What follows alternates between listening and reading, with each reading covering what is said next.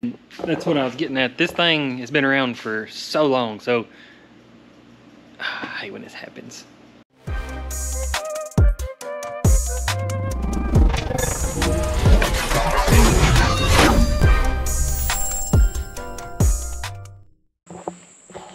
Alright, I can't wait to show y'all this thing. As junky as this thing actually looks, this is basically how I make a living. You see all these Jeeps and stuff? This is how I load the motors. It's just been, I don't know, 10, 11, 12 years in the making. And I'm gonna get it in the shop with some good light and go over it. It's about to get dark, but I mean, if that don't tell you how much this thing's been used, it's a wild, it's a pretty good story. Like I said, I've had the thing, you know, I got it probably when I had about 20, 30 Jeeps, and now I've got, I don't know, 700 and something. So it's been around a while. I'm gonna film one thing about how much it'll pick up, and then I'll put that at the end of the video. But yeah, we'll get in the shop. I'll show you a little tour of everything. All right, I got the thing pulled in the shop here. Got some light on it. I'm gonna, like I said, there's no way I'll remember everything about this, but I'm gonna tell you the best I can. And since it's been around so long, let me pull it forward. It's got some bad gas in it, but they don't care. None of these gauges work, so I just drive it. No shifter, cranks in gear. Pretty cool, you can turn it off. Cranks in gear, takes off. Radio did work. I don't know what happened. I had like a house speaker. Hey, I still got them. House speaker laying there. Oh, that's probably fused. I actually know what's wrong with that stupid connection right there. Yeah, you can see the dirt on there. Don't care, I don't really care about that. And I swear for goodness, before I did the air compressor, the air conditioner blew cold air. I swear. So, the Jeep started out, bought it at a repo auction. I'm pretty sure $320. Drove it like 100 something miles home. And I just used it to go up down the hill with because it's so junky, I didn't know what to do with it. And I don't know where it transpired into turning into this thing, but if you know my story, I started out with nothing. So, like, you can't tell now, like I'm parting this Jeep out.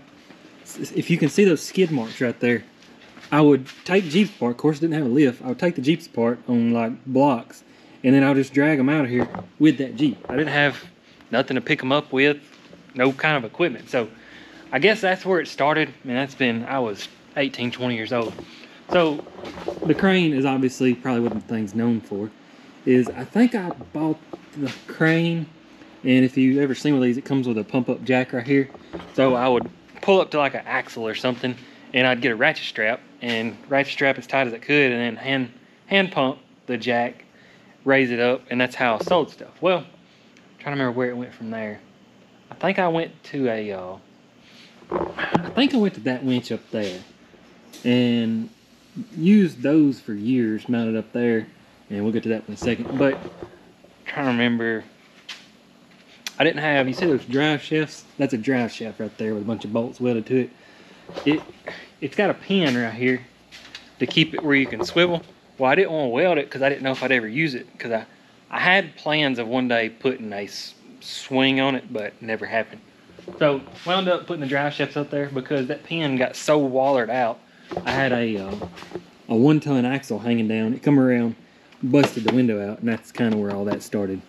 So mounted it solid. I'll get to those in a second. Actually, I just do it now. And I had the hand pump jack, and this is where, if you figure me out, if somebody says something won't work, I've got to figure out myself that it will. So I had a boat that somebody gave me, didn't have a title. So I took I kept asking around, I was like, will the trim hydraulics work on, something strong? And everybody's like, no, all it does is move the motor. I got the thing, I was like, if you hammer down on a boat and you go to trim it up, how much pressure that propeller is putting on there, and then it still pulls out. So I put that on there, and there's no way to actually, you can see, just break. But you can see, that's the same switch on the boat right there. That's the motor. Didn't make no lines or nothing, but it'll go up high. I don't know how to, yeah. I had to rebuild that right there. That got wallered out.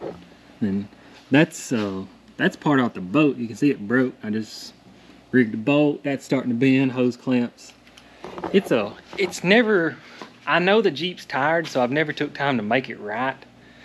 It just keeps working. So some metal my dad got from a place he retired at. For some reason I've never welded that. You can see it's actually broke. That's broke, that's broke, that's broke. I'm sure it's broke there. This door actually still works somehow. Dog. I don't know if it's broke anywhere else.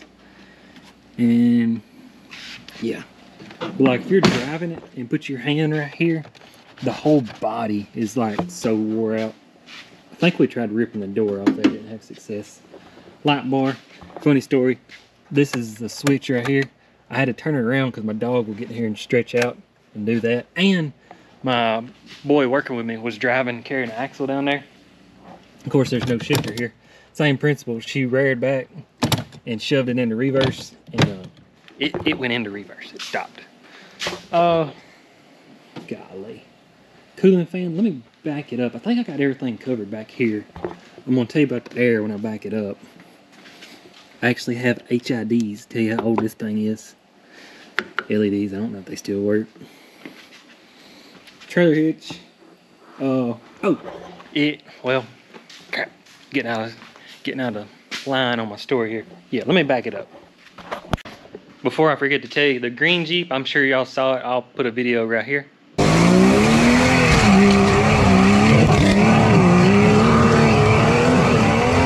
And it was a game warden Jeep. And that's what I said, that was my daily driver. So I don't really know the purpose. I don't know if you hauled deer on this thing or something. But it mounts over a factory bumper, and of course I broke it and had to re-weld it. But that's how I take the trash to the road, actually. I'll pin it in a second. Let me pop the hood. Alright, so like I said, 10 years ago I had nothing. Well, that explains it there. But 10 years ago, if somebody called me up with any form of good money, I made it happen. So a guy messaged me on Facebook, or no, this is Craigslist. And he's like, how much would you take for every steering box you got? And I was like, man, I don't know. I said, make me an offer. And I'm pretty sure he offered me 15, maybe 20. And I know I sell them for more than that now, but that's why I get my cores back. So he bought, at the time I probably had 75 Jeeps, I don't know. But he wanted every single steering box. Well, back then, you see DeWalt, DeWalt, DeWalt. I'm not saying electric tools didn't exist, but I for sure didn't have it. So, well, I don't know if I've got it around here. I had an Ingersoll Rand I got from a job when I was like 18, and I had to get his steering box off, so couldn't use power or hand tools. That would have never worked. So I come up with this, and I hope I don't miss something on here, and that's what, yeah. AC compressor. I put it on a, I think it's just on a flip switch. Right here, you probably hear it. Yep. You can hear it clicking in, and let's see, that triggers the compressor. And I have redid this because of some reason that I can't remember, but I put it on a pressure switch from I'm pretty sure my grandpa's air compressor. It come on and built up to 150, and then kicked back on to 125. And I actually somehow went, and this is crazy, I just learned this the other day. I had the cruise control hooked up to some, I don't remember, but when the compressor kicked in, it pulled the cruise control, which would pull this about 3,000, 3,500. And that's what I just learned the other day. As a kid, you know, still 18, 20 years old, couldn't figure out why it wouldn't rev any higher like it needed to, but it would rev to about 3,000. I just the other day realized that a motor only produces vacuum at an idle. So when it was revving up, it was self-governing itself. So that was pretty cool, but it get hot. So don't have it no more because we got power tools, but there was a fuel tank up here and it was full of water. Like I said, I just had to get this job done, so I really didn't care. So the fuel pump, when the compressor kicked in, the fuel pump would pump water down here, and I had a rag laying across there. Well, I'm trying to think. Next, somebody said you had to oil it. So this is my redneck system here. Intake comes around, tees into the air filter, so I didn't have to have an air filter. And I had a just jug of oil, and it would just slowly kind of pull it too, or if you needed, you could, you know, squeeze it like that. Of course, I ain't doing nothing with that in years. We got power tools. And that's one thing, look carefully. That compressor has never been unbolted. All these people, when I post like short videos, call you out, say that you gotta oil it and you gotta, it won't last. I was like, that's been on there for, and I still use it. Like, hell, we'll crank it up. It's not as fast as it was because I hadn't oiled it in years, but you can see the gauge is coming up.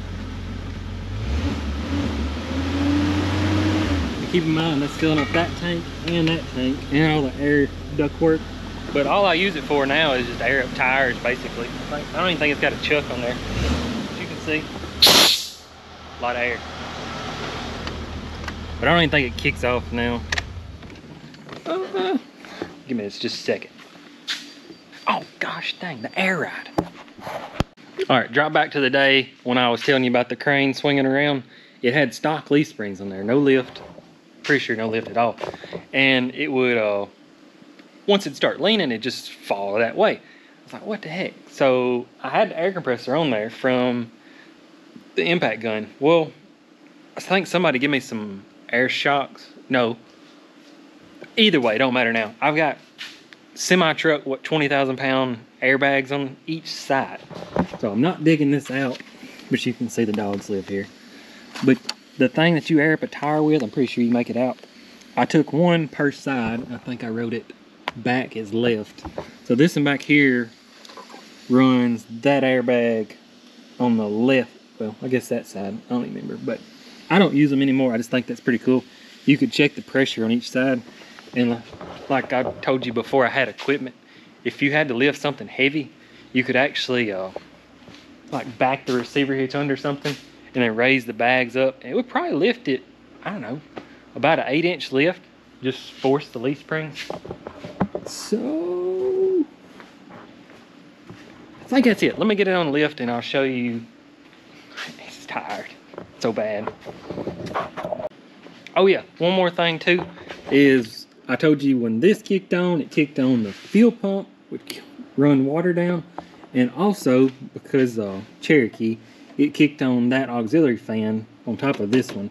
So a lot going on, but like I said, this thing was an absolute unit when I was using it.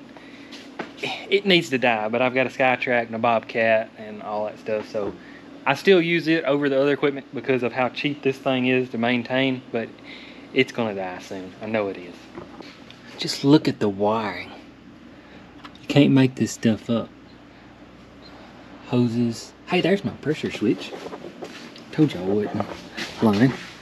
There's a pressure switch right there. Tees up, goes down. Well, that comes in.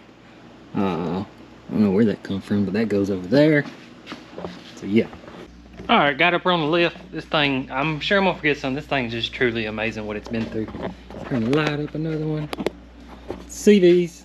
I think I actually sold the U-joints. Yeah, it's not good. It's not good at all. But, let's see. That's a low pinion. Years ago, I sold the high pinion. Packed that one full of grease. So that's that. A little bit of crusty. Never had a minute's trouble with transmission at all. It'll go out tomorrow.